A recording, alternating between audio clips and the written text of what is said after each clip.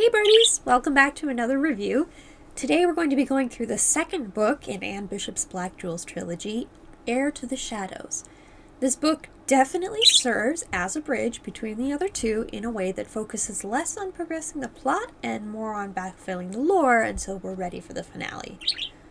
As an example for what I mean by that, Damon, yes, I did mispronounce his name in the entire first video, even though I'd been saying it correctly in my head the entire book, thank you, is in this book. Kind of. He spends nearly the entire thing, which takes place over about 8 years, trapped in the Twisted Kingdom, so completely insane. His point of view chapters are brief and mostly focused on how he's had his traumatic memories suppressed and inadvertently altered by Lucivar. So now he believes that he raped and killed Janelle. All of his chapters are just short paragraphs indicating that, yep, he's alive and yep, he's absolutely insane, but in a really sad, pathetic kind of way. Otherwise, he's virtually absent from this book. Heir to the Shadows came out on April 1st in 1999. And Queen of Darkness, the third and final book in the trilogy, came out on January 1st, 2000. Yep, you heard me. These books were published only 8 months apart. And the first book, Daughter of the Blood, came out on March 1st, 1998, so only 11 months apart from the second book. I am assuming that Bishop had the last two mostly finished by the time she was publishing them, because I cannot imagine how else she managed to pump out a full-length finale in 8 months. Forget inspirational sports ads. Give me an ad of Anne Bishop standing in a long black dress looming out of the darkness, pointing directly at me and saying ominously, "What's your excuse?" I have no excuse, Miss Bishop, except that I'm clearly not as dedicated to my craft as you. Craft? Get it? Ow! My own hand just slapped me for that. Heir to the Shadows picks up where Daughter of the Blood left off, except now that I've finished it, I need to tell you that I neglected to single out a character who turns out to be really important, and I'm so sorry. In the first book, we meet a character I referenced as a sex worker / assassin, and I didn't tell you her deal. Her name is Surreal, and she's an old friend of Damon's.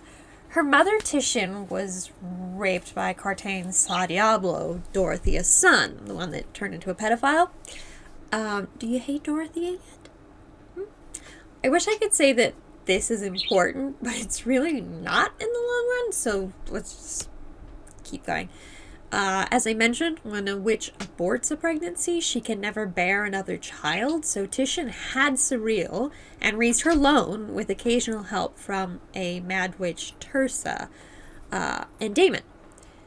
By the way, Tirsa is Damon's real mother, and Satan is still kind of in love with her a little, even though she's crazy. She's also unexpectedly really important to the plot in the third book, so put a pin in Tirsa. Keep her in mind. When Surreal was about 12, Titian was murdered, and Surreal became a prostitute, eventually advancing to being a proper brothel lady, and also her side gig of stabbing people for money.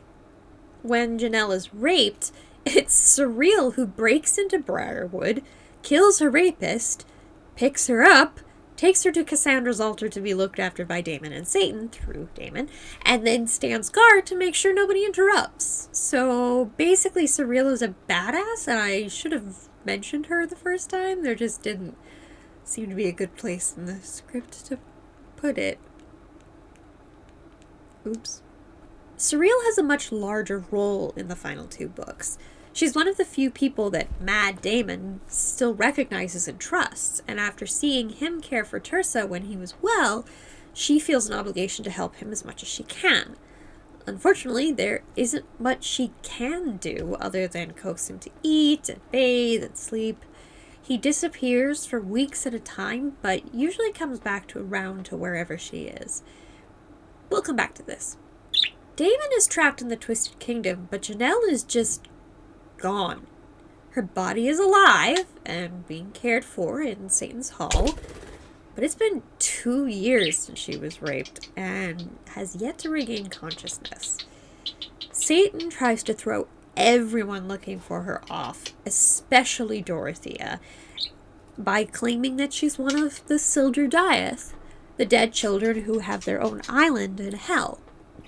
Dorothea doesn't know that witch cannot become one of the Sildurdiath. If Janelle dies, she's gone. Period. Satan makes regular attempts to call her back, but none of it really works until her body is about 15. She finally comes out of it thanks to his care and starts to slowly resume life, but she doesn't remember the night of the rape, Briarwood, or Damon. She grows closer to Satan after he legally adopts her, and by extension his demon-dead son Mephis and demon-dead bestie Andalvar. Janelle's eyes widened. "Oh dear, poor Papa." She bit her lip. "Is it all right if I call you that?" she asked in a small voice. He put his arms around her and held her close. "I would be honored to be called Papa." He brushed his lips against her forehead. "The room is a little chilly, witch child. Do you think you could put on a robe and slippers?" "You sound like a parent already," Janelle grumbled. Satan smiled. "I've waited a long time to fuss over a daughter. I intend to revel in it to the fullest." "Oh, lucky me," Janelle growled. He laughed. "No, lucky me." Oh. Lorne, the dragon, tells them that they have to move Janelle out of hell and into the Sa Diablo Hall in Talir. "I do want to live at the hall with you. I want that very much. But if you want to live somewhere else or have any reservations about leaving the keep right now, I'll fight him over it." Her eyes widened until they were huge. "Oh dear, that wouldn't be a good idea, Satan. He's much bigger than you." Satan tried to swallow. "I'll still fight him." "Oh dear." She took a deep breath. "Let's try living at the hall." "Thank you, witch child," he said weakly. Number 1 dad Satan does his best to give her as close to a normal, good life as he can. He sends her to a school for witches, he asks a local queen to take her shopping, he takes the healing tonics she makes him, even though they're so powerful he feels like he's beyond alive after drinking one. A very uncomfortable experience for someone who's been basically dead for close to 50,000 years. She even buys him a dad sweater to teach him how to slouch around the house. I am not making this up. She buys him a black sweater with pockets and basically tells him he deserves to be comfortable. He loves it. It's incredible. Despite all of this, her past haunts her. She doesn't make friends at school, and Satan discovers that one of the head teachers has been sexually abusing and killing young witches at the school, and Janelle found out. Satan executes the man without telling her, but she knows anyway and sings him a song of witch that heals him from the psychological trauma of the execution. Janelle also has very dangerous night tremors in which she does remember everything and the full power of her 13 uncut black jewels rage. Satan does everything he can to keep her in one piece and safe during these episodes, but it regularly takes the full strength of all of his black jewels to do so. After she struggles to make friends and struggles to get past these traumas, several members of the household suggest Satan start inviting the friends she used to talk to him about to come visit. Y'all, Satan had been keeping a list of names, but he was not ready. First are the kindred. The kindred are animals, but blood, so they have jewels, and other blood can, with instructions, speak mind to mind with. Janelle first introduces them to a wolf named Prince Smoke, then a unicorn warlord prince named Cassian, and Satan remembers the time she visited a country of spider queens to learn to make dream webs and realizes Janelle has traveled to unopened realms and has friends everywhere. As her other friends come, from all races, all places, and in a few cases, more than a little overpowered themselves, they basically set up Camp Kalir Hall for all her coven for the summer. Plant your feet, warlord, Satan said, stopping Cardine's hasty retreat. He broke the formal seal, called in his half-moon glasses, and read the message. Then he stared at Chiari. This is from Lady Duana. Chiari stuffed his hands into his pockets. Mm-hmm. Satan placed his glasses carefully on the table. Let's skip the hunt and just tree the prey. Do all these letters say the same thing? What's that, High Lord? Chiari asked innocently. All of these letters give permission for an extended visit. So I gathered. Define extended visit. Not long, just the rest of the summer. Satan is best dad. He even comments about how having all these teenagers around is like having a whole bunch more kids of his own, and how he loves having them there even though it's chaotic. He's living his best cool dad life, and I'm so happy for him. One of my primary complaints about The Daughter of the Blood was the female characters being by and large mostly evil. This book feels like Anne Bishop herself saw the review and said, "Oh, you want nice women? I'll give you nice women," and filled the book with a wide range of fun, powerful, good women. Janelle's unofficial coven is 3 of her witch friends, Carla, Gabrielle, and Morgane, and their male escorts. I should point out that 2 of these 3 witches, Carla and Gabrielle, are like Janelle, queens, healers, and black widows. Being all 3 is extremely rare and makes them extra powerful. Their male friends are nothing to sniff at either, being also teenagers, but with quite high power themselves. When you add in the kindred, Satan has a realization that Janelle's coven could probably do whatever the fuck they wanted, and no one would be able to stop them. This comes in handy because a nosy governmental body called the Dark Council keeps stupidly trying to separate Satan and Janelle at the encouragement of Dorothea. He got legal custody of her while she was still in a coma, but Dorothea keeps trying to break them apart by spreading nasty rumors that Best Dad is actually abusing her. Do you hate Dorothea yet? First, they visit the hall, and Janelle is so offended by the implication that she instantly tries to kill them. And the only reason they survive is because Satan shields them from her attack, knowing she would regret it. Later, she goes to speak to the council and agrees, placidly, to have a new guardian assigned to her.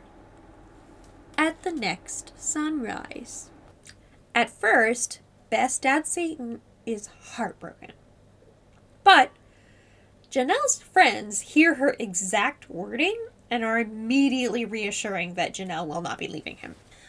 Turns out it's because the sun stops rising.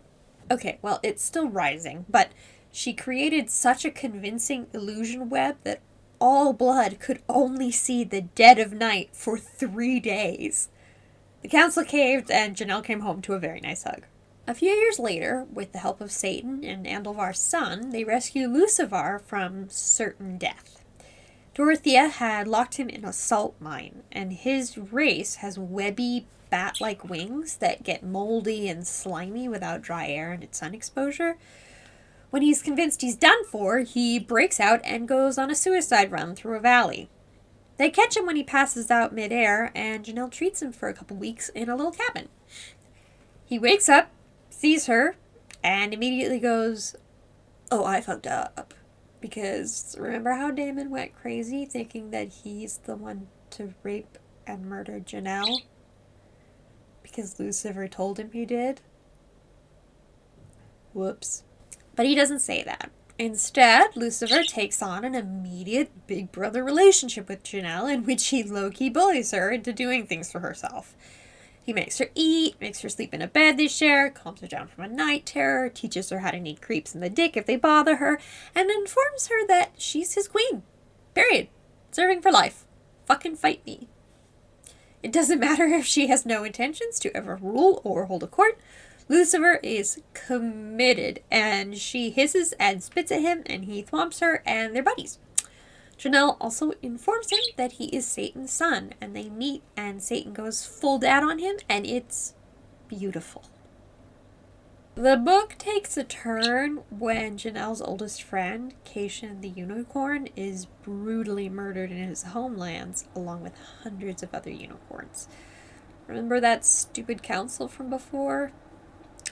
Dorothea convinces her underling that the forbidden territories where the kindred live don't count as blood, and therefore it's unclaimed land.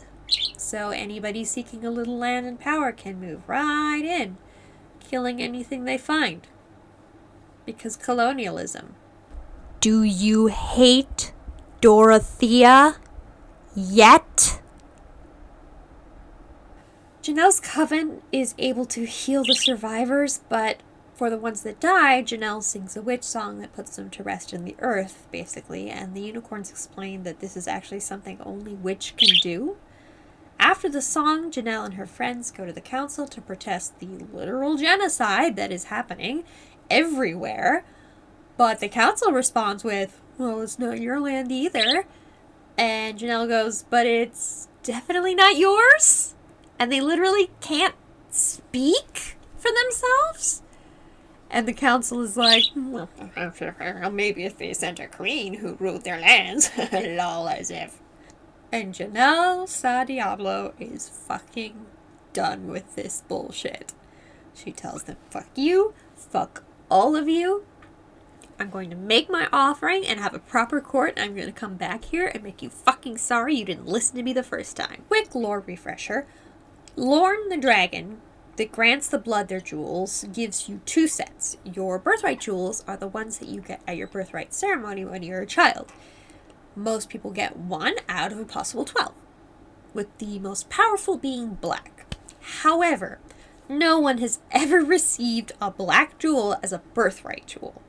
Then at some point in late adolescence or early childhood, you make the offering, and you get leveled up, going as high up as 3 more levels. The people who got black jewels after their offering are very, very few.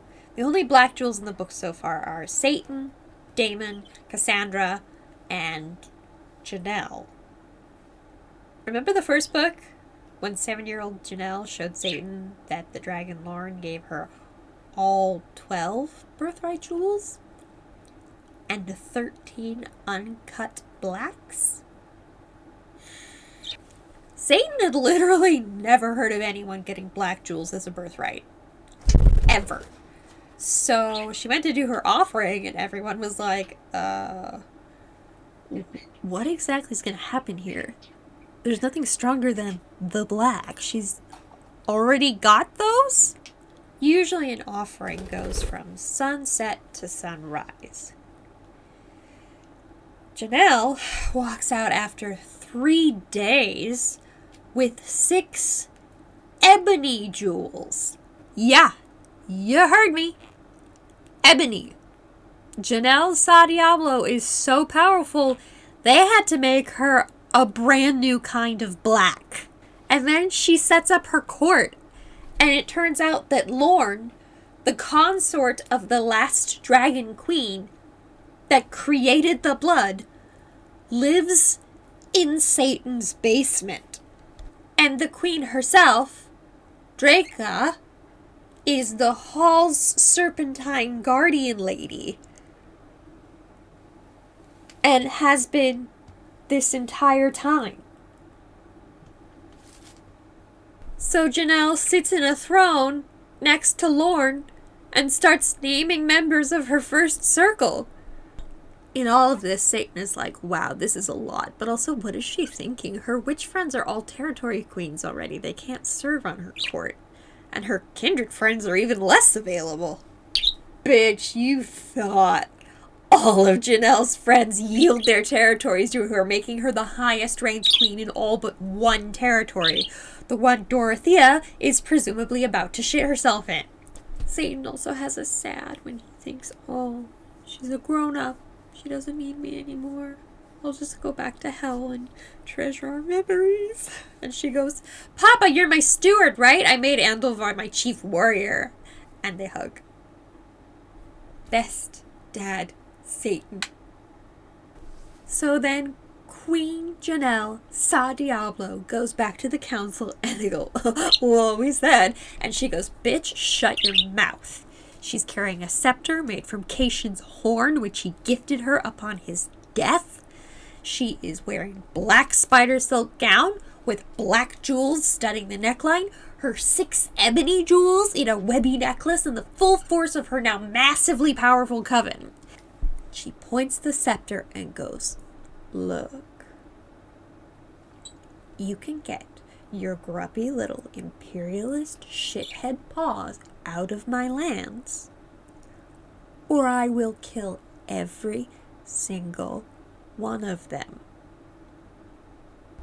I'm not actually going to drop it because it was expensive, but boom. And walks out. And guess what? It fucking works. In addition, super strong Janelle gets a hold of Surreal, who finds Damon. Janelle dives into the abyss, her mental mist space where Witch lives, and finds him in the Twisted Kingdom.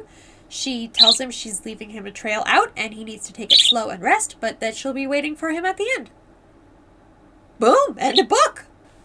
Heir to the Shadows feels very much like fanfic in the best possible way. We get the characters bonding and having fun adventures, and Best Dad Satan living his best dad life. We get occasional peeks of what's coming up and who we need to be wary of. We even get domestic shenanigans, which are honestly one of my favorite tropes in the entire goddamn world. Listen to me when I tell you that for the majority of this book, I was living for it. Every criticism I had for the first book is countered by this one.